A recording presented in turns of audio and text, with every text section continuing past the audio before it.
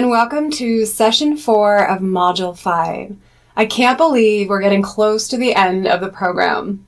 I really hope that you've been finding something of value in each session, whether it was just something I said that really connected with you, or something that just made a lot of sense to you, or something in your weight loss journal maybe that really helped you in some way.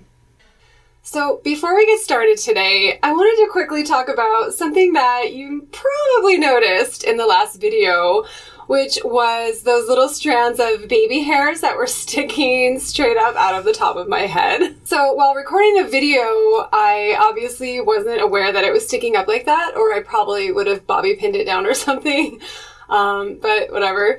I wasn't at all planning on sharing this story with you because this is a weight loss program, not a hair loss program. But since my little baby hairs decided to make their way onto the scene, I'm going to go ahead and share it with you, and hopefully it will help at least a few of you. So at around the same time last year, when I realized that my weight had gotten up to about 183, or I think this was a couple months later, but it was all kind of around the same time, I started experiencing sudden hair loss. Now, at the time, I remember I was parting my hair down the middle every day and wearing it in 2 braids. Well, one day I woke up and there was a giant bald spot right in the middle of my forehead, right here, just like out of nowhere. So needless to say, I completely panicked. I had no idea why my hair had fallen out, and I was worried that it was going to keep happening. Anyway, since this was right in the couple months before that wedding that I talked about earlier, so I'd already made an appointment with my hairdresser, and even though I was kind of embarrassed to go, I decided I still needed my hair done, so I went ahead and went to the hairdresser.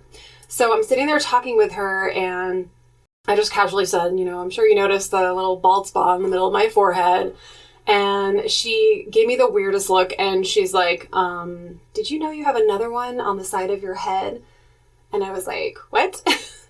So she took a picture of it and showed it to me, and it was even bigger, way bigger than the other one.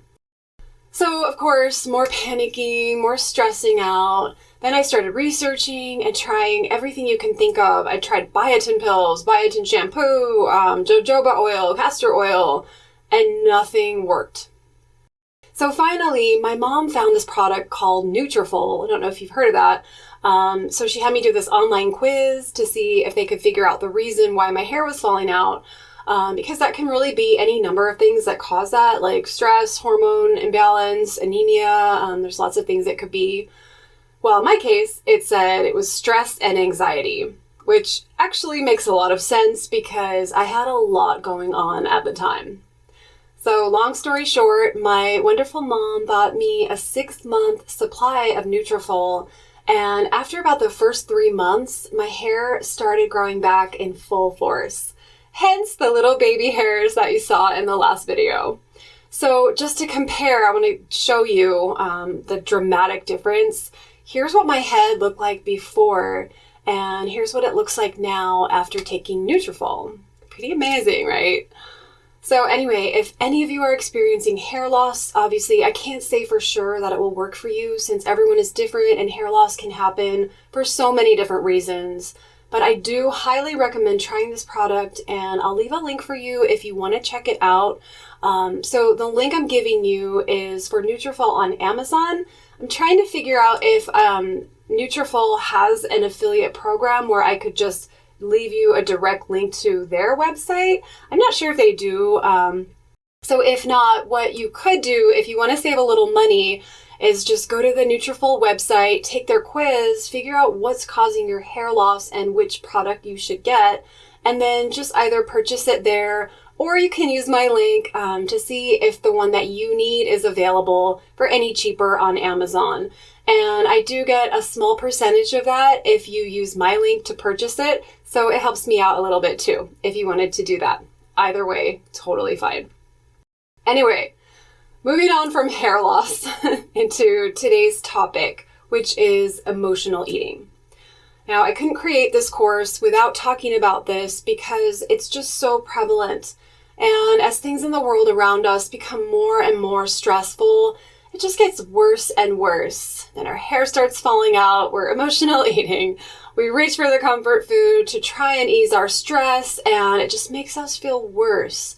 Then we gain weight, and then we're even more stressed, and it's a vicious cycle. When I was teaching, I would come home every single day and immediately hit the fridge looking for cheese. It did not matter what kind of cheese, cheddar, Swiss, mozzarella, whatever we had, sliced cheese, block cheese, string cheese. As long as I could get my hands on cheese, I was happy. Well, I thought that made me happy. So even though I wasn't hungry, all I could think about when I got home every day was eating cheese. So once I started learning about emotional eating, I realized that cheese was my way of dealing with fatigue, anxiety, stress, and boredom. And while eating cheese in moderation isn't really a big deal, the amounts I was eating started to become kind of problematic. For one thing, I couldn't lose weight, no matter what I did. I also started feeling bloated, I had gas, constipation, all of that fun stuff. And that happened so much that I started to think that it was just normal for me to always feel that way. And since I was feeling so weighed down and just yucky overall, I got even more stressed out, which led me to eat even more cheese. So I'm sure you can probably relate to this vicious cycle. We've all experienced stressful days and difficult emotions, and it's completely normal for us to reach for that comfort food to help us feel better. The problem with that is that it only works for a little while. We feel better momentarily, but ultimately end up feeling sick from overeating when we're not even hungry. Not to mention that we haven't really dealt with the emotion that triggered the eating to begin with, so the cycle continues. The good news is that there are things we can do to break this cycle and take back control over our eating habits and emotions. Here are some things to try if you're struggling with emotional eating. You'll notice that a few of them are kind of similar to the ones that help us deal with a sugar addiction. So first, learn to tell the difference between real hunger and emotional cravings. To do this, ask yourself, am I really hungry right now? Imagine that the only food you can eat is a head of broccoli or cauliflower. Do you still want it? If not, you're probably not really hungry. Second, try to identify the emotion that's causing you to want to eat. Is it stress, anger, boredom, frustration, or are you procrastinating, putting off something you know you have to do? This was a huge one for me in college. Anytime I had a huge assignment due, an essay to write, any kind of project, I would procrastinate by constantly heading to the fridge. Third, once you've figured out what emotion is causing you to want to eat, go ahead and write it down in your journal.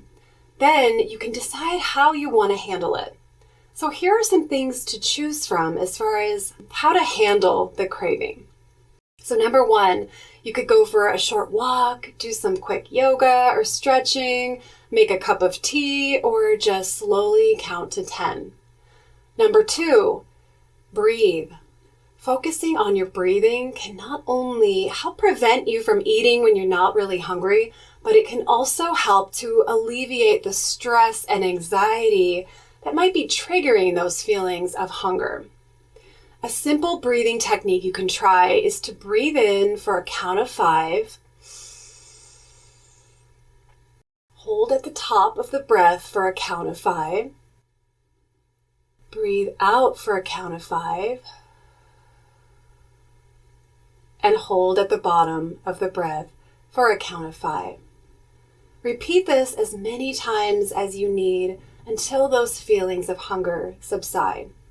And I actually do that breathing pattern a lot. It comes in very, very helpful when you're feeling stressed, when you're nervous, when you have some kind of presentation, or just when you get those feelings of anxiety that just kind of hit you.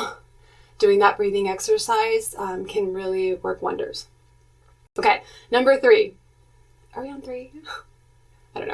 have healthy snacks readily available for times when you feel like you really need to eat something.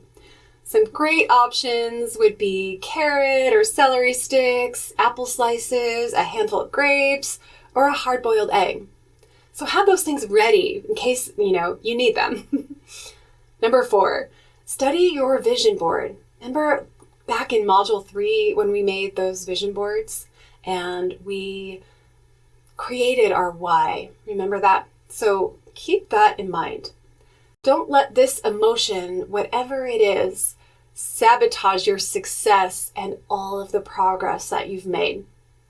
Number 5, if you have a free app like Insight Timer on your phone, you can listen to a short meditation, or if not, you could probably find one on YouTube or another free site. And number 6, whatever you did to handle the craving, write it down in your journal. If you gave in to the craving, write that down too. It's not about judging yourself. It's just about beginning to understand your emotional eating patterns so you can hold yourself accountable. And there you have it. If you're struggling with emotional eating, just know that you're not alone. I think everyone here has probably experienced this in some form at some point in their lives. It's completely natural for us to want to reach for something comforting and familiar in times of hardship. But once we realize that there are other things we can do instead, things that actually deal with the root cause, that emotion that we're trying to avoid dealing with, we can start to put an end to the vicious cycle.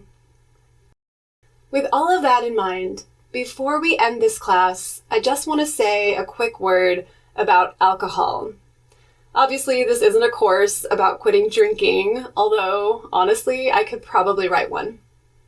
If alcohol's not a problem for you, feel free to stop this video now and start your homework, which is to look at page 44 in your weight loss journal, print it out if you need a handy reference, and of course, hang it in your kitchen if you like, and if you still have any room there.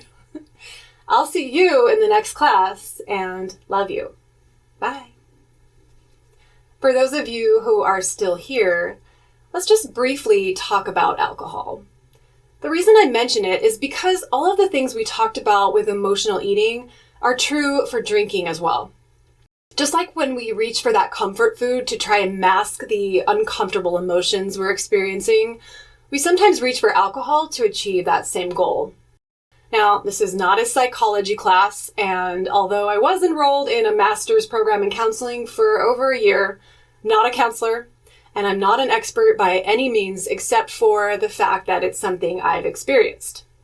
The only thing I want to say is that if you're tired of feeling controlled by alcohol and you're tired of it completely sabotaging your health and weight loss efforts, it might be time to let it go, or at least cut back significantly. I used to think that as long as I worked out, ate healthy, took my vitamins, did everything else right, I could still drink all the beer I wanted with no problems. Classic wishful thinking. We know the strain repeated alcohol use causes on the organs, especially the liver and kidneys. And there's no getting around the fact that drinking too much, no matter how healthy you eat or how much you work out, can eventually lead to insulin resistance, which, if you're lucky, just gives you a not-so-sexy muffin top, or in my case, a true beer belly. And if you're not so lucky, can lead to other life-threatening conditions like diabetes, heart disease, or cirrhosis of the liver. Not trying to be a downer, but seriously. Alcohol is another one of those things that's completely accepted by and pushed in our society, just like sugar, until you have a problem. And that's where they differ. Say you tell someone you have a sugar addiction. They probably won't bat an eyelash and might even tell you a story about their great aunt so-and-so who ate a box of donuts every day for breakfast. Okay, cool. Now think about telling that same person that you have a problem with alcohol. Chances are they're going to look at you like you have some kind of life-threatening contagious disease, or even worse, they'll give you that cringy look that I can't really describe except to say that it's like this horrible mixture of shock, concern, and pity. In other words, in our society, you're completely normal if you have a sugar addiction, but completely shamed if you have an alcohol addiction, which is kind of ridiculous if you ask me. Because both of these things are pushed by society, both are addictions, and both are sabotaging our health and weight loss efforts. So back when I was trying to sell you this course, I know it was a while ago, maybe weeks or months ago at this point, depending on how quickly you've been going through the course. So I'll go ahead and refresh your memory. I talked about the difference between a desire and a decision. To sum it up, a desire just means that you really, really want something. You think about it, maybe you even obsess about it, but you don't take any action to make it happen. A decision, on the other hand, is the act of deciding. Deciding that you want something and that you're gonna take action to make it a reality. And just like losing weight, there's no magic formula that's gonna make it easy for you to quit drinking overnight. But if you don't first make a decision to lose weight or to quit drinking, then it's never gonna happen. Maybe you're close to making that decision, but the thought of not drinking fills you with kind of a panic.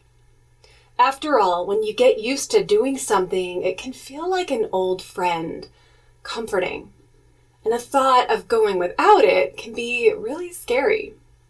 When that happened to me, I reframed it from quitting drinking to taking a break. That way, it didn't have to sound so scary and permanent. Just taking a break. So if you think you're ready to take a break, check out pages 45 to 48 of your journal, where you'll find some reference guides that will hopefully help you out a little bit. On page 45, you'll think about the reasons you enjoy drinking. You'll go through the pros and cons and begin to think about some other things you could do instead. Pages 46 through 47 will look really familiar since you'll do the same things we did in Module 2 to find your tangible and intangible whys for wanting to stop drinking. And then on page 48, you'll do the 7 levels deep exercise. Remember that one, guys? Hopefully, you'll get some clarification and some inspiration. And if you want to go even deeper, there are plenty of courses available from people who've been exactly where you are right now and who've come through it stronger and better. And now it's their purpose to help others. I've seen a few of them on mastermind.com, which is the platform I used to create this course.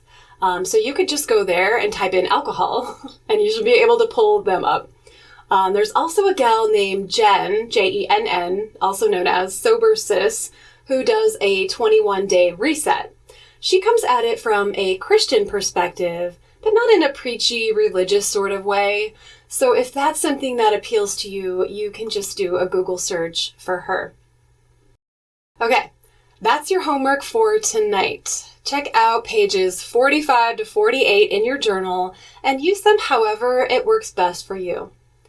Much love and support to you as you continue to empower yourself to take back control over your health and your life. Oh, and also don't forget to do your other homework, which is to take a look at your emotional eating reference guide on page 44. Decide where you want to keep it, in your binder or somewhere else, assuming you have any room left in your kitchen. Oh, and also don't forget to post in the Facebook group if you so desire. And I will see you in the next class. Love you. Bye.